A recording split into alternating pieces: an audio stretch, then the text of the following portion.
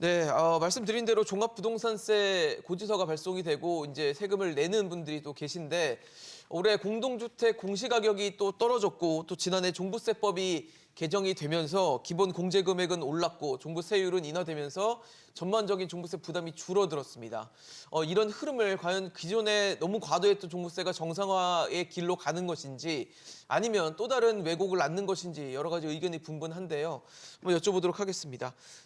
신 교수님 어떻습니까? 지금 뭐 지난해 이제 종부세법을 바꾸면서 공제 금액은 이제 높아졌고 그리고 세율은 낮아졌고 그래서 상당히 부담이 줄어들 수 있는 여건인데 거기에 이제 공시가격까지 떨어지면서 이번에 종부세가 좀 뭐 안 받는 분들도 많이 늘어났고 그리고 또 받는 분들도 액수가 좀 많이 줄었다라는 얘기가 나오는데 어떻게 보세요? 이게 정상화입니까, 이건?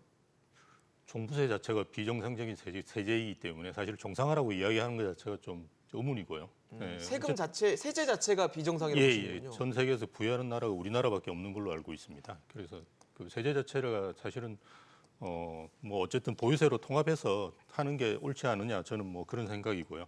근데 말씀하셨듯이 그 가격이 떨어졌으니까 공시가가 사실은 떨어진 거거든요. 그러니까 공시가를 정부에서 일부러 떨어뜨린 게 아닙니다. 그래서 원래 뭐 공시가 자체가 이제 현실화율이 있는데요. 그게 맞춰서 이제 가격이 떨어졌으니까 이제 떨어진 거고요. 사실은 더 특별하게 볼 수 있는 부분은 이제 기본공제를 올린 부분이죠. 그래서 인당 이제 9억에서 이제 6억에서 9억으로 올렸고요. 네. 1주택자 같은 경우는 이제 11억에서 2억으로 된 거죠. 그로 인한 이제 그 뭐 줄어든 부분이 상당히 크다라고 볼 수 있고요. 그래서 엄마 아파트 같은 경우는 아마 거의 안 내시는 걸로 알고 있고요. 잠실주공 5단지 같은 경우도 거의 뭐 10분의 1 이렇게 준 데들도 많이 있거든요. 그래서 그런 부분은 이제 뭐 그 문제가 없는데 우리가 이제 세수 부족 부분은 좀 체크할 필요는 있는 것 같아요. 줄어드네요. 예. 그러니까 작년에 이제 6조 8천억이 거둬졌는데요. 올해가 이제 예상하기로는 5조 7천억이었고요. 네. 지금 현재 이제 보니까 이제 4조 7천억 정도거든요. 그래서 한 30% 이상 이제 줄어든 부분은 있습니다. 그래서 어쨌든 세제가 이제 그 더 이상 이제 더 이상 이제 증가하지 않은 수준에서 이제 멈춘 부분은 긍정적인데 이제 그런 부분들을 어떻게 해결할지 이런 걸 좀 고민을 해볼 필요는 있는 것 같아요. 그렇네요. 권순혁 교수님은 어떻게 보세요? 지금 이 흐름에 대해서? 그 우리나라 부동산 관련된 세금과 관련해서 가장 기본적인 방향이 보유에 대한 부담을 늘리고 거래세를 완화하자라는 게 이제 기본적인 방향이었죠.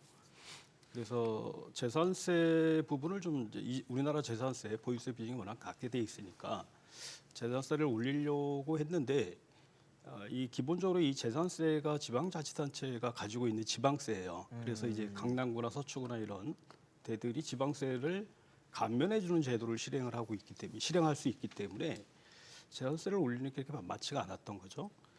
그래서 이게 종합부동산 세제가 도입됐던 배경이 또 그런 것들이 있었던 거고 이게 사회적 합의와 관련해서 도대체 이게 뭐 그러니까 종부세와 관련해서 이거는 법률로 통과되어 있는 사안이잖아요. 그러니까 그 법률 자체가 사회적 합의라고 봐야 되는데 주택 가격이 많이 올라서 이 세부담이 늘어나니까 조세장이 좀 커졌던 거죠. 반대로 이 부동산 관련돼 있는 세금을 낮추는 건 쉬워요. 그런데 다시 올리는 건 대단히 어렵거든요. 그러니까 국민들의 조세 저항에 문제가 생긴다라는 거죠. 증세로 여기니까요. 예. 네. 그리고 이게 세수와 관련해서도 이 종부세라는 게 기본적으로 이게 국세로 징수가 되고 있지만 이 모든 세금은 지방교부세법에 의해서 재정 상황이 열악한 지방자치단체에 이제 교부가 돼요, 100%. 그렇죠. 그래서 이게 지역 균형 발전을 위한 기초 자금으로 사용되고 있는 건데 이런 식으로 빵꾸를 내면 작년에도 이게 그래서 지방교부세가 3조 정도가 줄었다고 얘기를 하고 있고 또 올해도 그만큼 줄 것 같아요. 그래서 윤석열 정부는 지역 균형 발전이나 뭐 지역 소멸에 관한 문제들을 얘기를 하고 있지만 실질적으로 가장 큰 재원이 되고 있는 이걸 아무 대책 없이 건들고 있는 거예요. 그리고 주택 가격이 내려가서 세금 부담이 완화되는 것뿐만 아니라 작년에 말씀하셨던 대로 기본 공제 금액 낮췄고 또 주택 가격 현실화율 다시 낮췄고 공정가입 비율 또 낮추고 네. 해가지고 이 세금이 왕창 줄어들었는데 그렇죠. 이렇게 줄어든 세금이 이게 만약에 주택 가격이 또 올랐다 혹은 뭐 이런 문제들이 발생했을 때 쉽게 올릴 수 있겠느냐라고 생각을 해보면 이거 굉장히 섣부르고 위험한 발상들이다라고 생각을 합니다. 김현선 의원님 어떻게 생각하십니까? 네, 아까 그 앵커님께서 누덕이라는 표현 써주셨는데 네, 맞아요. 이게 보유세 중에서도 종부세 자체가 집값 급등기 때는 또 급격히 인상이 돼서 네. 저희가 불과 한 2년 전에도 이 자리에서 종부세 얘기 나눴을 때는 맞아요.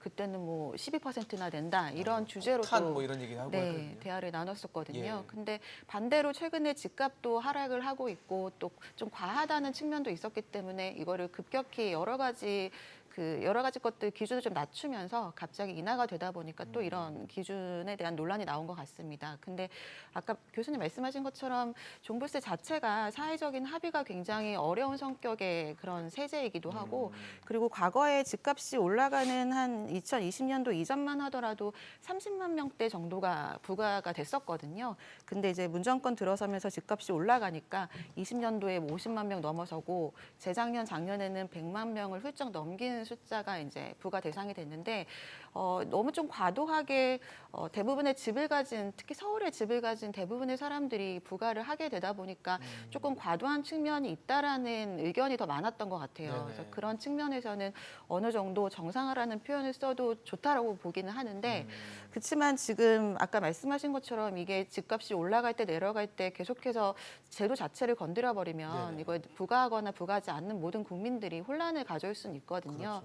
그래서 아마도 이제 정부에서도 최근 들어서 공시지가에 대한 현실화율에 대한 고민이 좀 본격적으로 들어간 걸로 알고 있거든요.